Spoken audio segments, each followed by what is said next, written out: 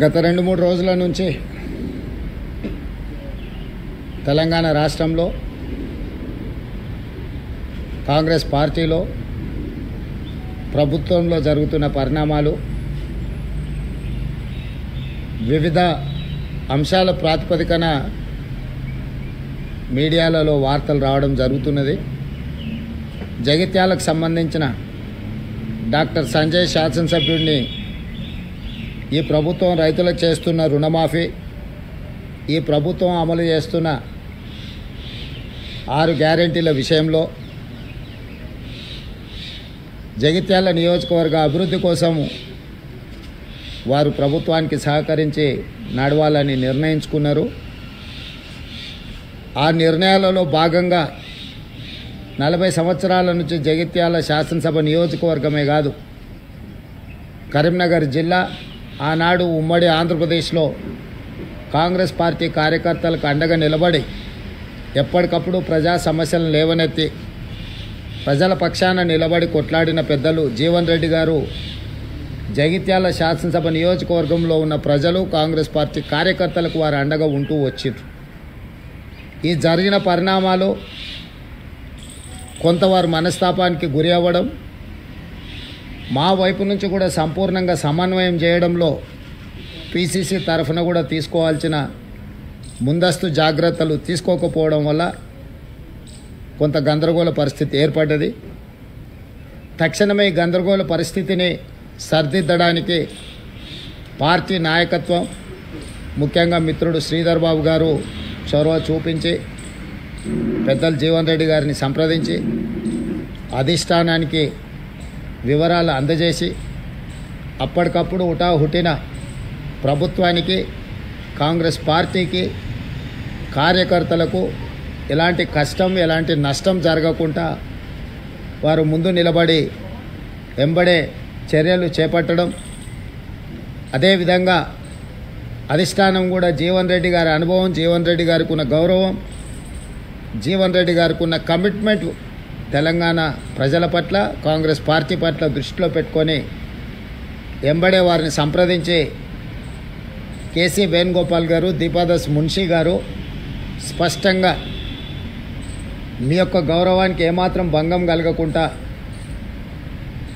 కరీంనగర్ జిల్లా జగిత్యాల శాసనసభ నియోజకవర్గంలో ఉండే ఇన్ని సంవత్సరాలు జీవన్ రెడ్డి గారికి అండగా నిలబడ్డ కార్యకర్తలకు ఎలాంటి ఇబ్బంది జరగకుండా పార్టీ చర్యలు చేపడుతుందని చెప్పి వారికి మాట ఇవ్వడం జరిగింది. పార్టీ హైకమాండ్ ఆదేశాల మేరకు ముఖ్యమంత్రిగా, కాంగ్రెస్ పార్టీ అధ్యక్షుడిగా ఆ ఆదేశాలను అమలు చేసి జీవన్ రెడ్డి గారి యొక్క గౌరవాన్ని కాపాడి ఆ ప్రాంత కాంగ్రెస్ పార్టీ కార్యకర్తలను ఆదుకోవడానికి పార్టీ ఆదేశించింది, మేము నిర్ణయించుకున్నాం. కాబట్టి యథావిధిగా మళ్ళీ జీవన్ రెడ్డి గారు రెట్టించిన ఉత్సాహంతో ఈనాడు ప్రభుత్వం అమలు చేయబోయే రైతు రుణమాఫీ కావచ్చు, ఇతర సంక్షేమ కార్యక్రమాలు కావచ్చు, రాబోయే బడ్జెట్లో ప్రభుత్వం ప్రవేశపెట్టబోతున్న బడ్జెట్కు సంబంధించిన వివరాలు కావచ్చు, వీటన్నిటిని కూడా ఉధృతంగా ప్రజలకు తీసుకెళ్లడానికి వారి అనుభవాన్ని, వారి శక్తి సామర్థ్యాలను పార్టీ వినియోగించుకుంటుంది.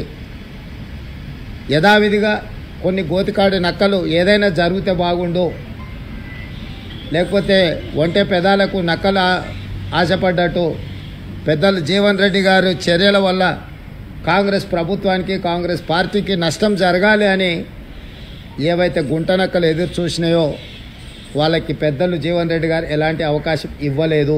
ఎందుకంటే వారి అనుభవం, కాంగ్రెస్ పార్టీ పట్ల వారికి ఉన్న కమిట్మెంట్ ఇలాంటి ఆశించే వాళ్ళకి అర్థం కాదు. కాబట్టి ఈరోజు మీడియా మిత్రుల ద్వారా తెలంగాణ ప్రజలకు, జీవన్ అనే అభిమానులకు, కాంగ్రెస్ పార్టీ కార్యకర్తలకు, ఈ ప్రభుత్వంలో, ఈ పార్టీలో వారి గౌరవానికి, వారి అనుచరులకు, వారి సహచరులకు, కాంగ్రెస్ పార్టీ కార్యకర్తలకు ఎలాంటి కష్టము నష్టం జరగకుండా పార్టీ చర్యలు చేపడుతుందని పార్టీ ఆదేశించింది, చేపట్టాలని చెప్పింది. అవి తప్పకుండా అమలు చేస్తామని చెప్పి ఈ సందర్భంగా మీ ద్వారా అందరికీ తెలియజేస్తున్నాను.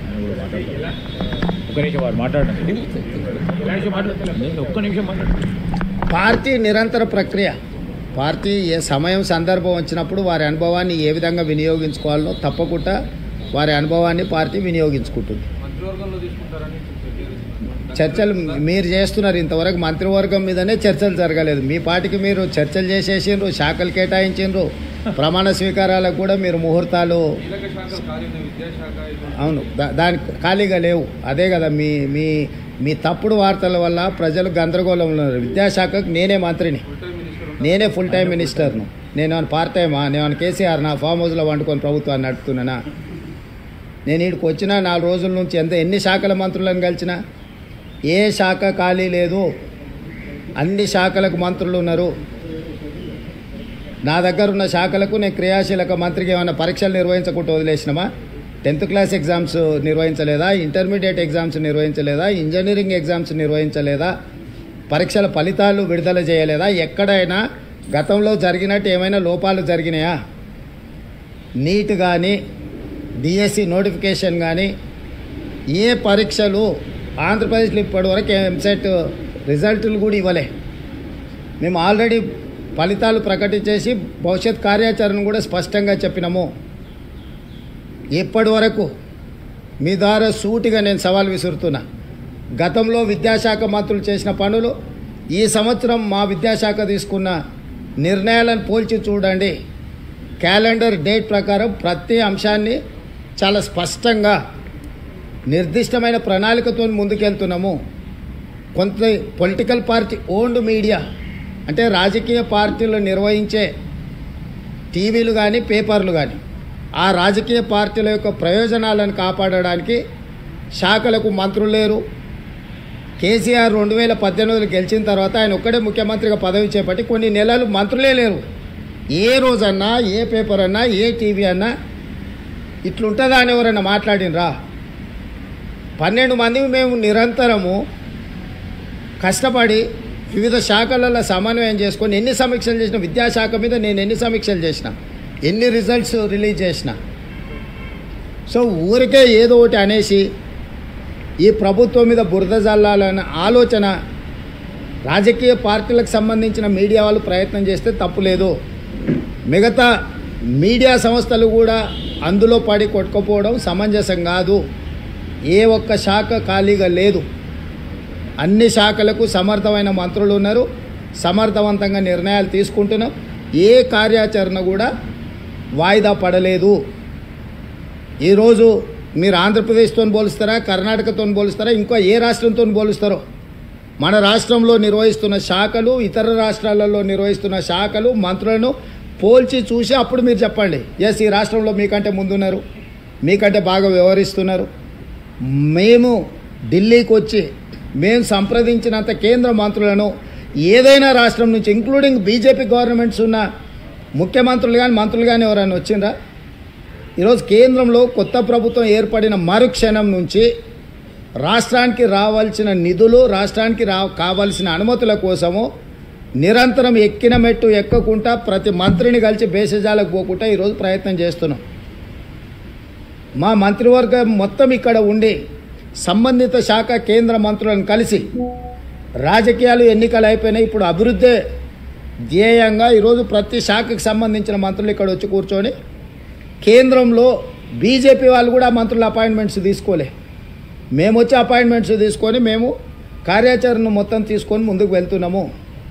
కాబట్టి ఎన్నికలు ముగిసిపోయినాయి. రాష్ట్రం యొక్క అభివృద్ధి, రాష్ట్రంలో మేము ఇచ్చిన 6 గ్యారంటీల సంక్షేమ పథకాలను అమలు చేయడమే మా ధ్యేయము. వాటిని ముందుకు తీసుకెళ్ళడానికి అందరి సహకారం తీసుకుంటాం, మీడియా మిత్రుల సహకారం కూడా తీసుకుంటాం.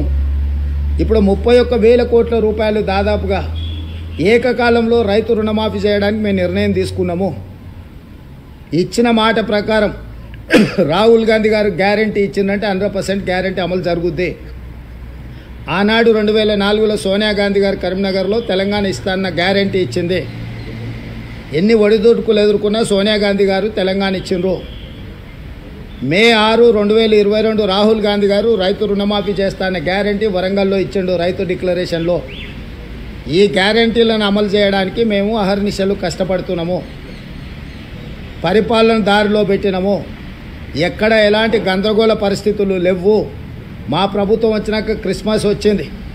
బక్రీద్ వచ్చింది, శ్రీరామనవమి వచ్చింది, హనుమాన్ జయంతి వచ్చింది, ఇతర పండుగలు వచ్చినాయి. చిన్న సంఘటన జరగకుండా, శాంతి భద్రతలకు ఎక్కడ విఘాతం కలగకుండా ప్రతి నిమిషం మేము పర్యవేక్షించుకుంటూ ఈ అన్నిటిని కూడా నిర్వహించినాము.